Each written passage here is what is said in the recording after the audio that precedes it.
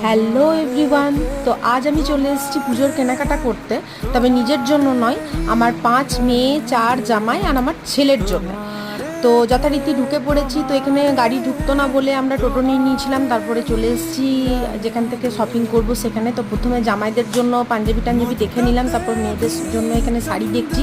পরে তোমাদের কোনো একটা ব্লগে আমি সেগুলো দেখিয়ে দেবো। তো চারিদিকে দেখো অলরেডি পুজোর প্যান্ডেলের কাজ স্টার্ট হয়ে গেছে। তো রাস্তায় যেতে যেতে যেটুকু ক্লিপ পেলাম আমি এখানে ভিডিও করলাম। আর এই যে এখানে এখানে আমরা রেগুলারলি এসে এখানে মোমোজ আর কাবাব খাই। স্পেশালি কাবাবটা তো এখানে অসাধারণ করে, তাই নিয়ে নিয়েছিলাম 1 প্লেট রেশমি আর টিক্কা, আর চিকেন রোলও নিয়েছিলাম, বাট খেতে এত ব্যস্ত ছিলাম সেটার আর ভিডিও করিনি। এখানে তোমাদেরকে একটা কথা বলি, আমার একটাই মেয়ে আর বাকি 4টে ভাগ্নি আর জামাই আর আমার ভাইপো।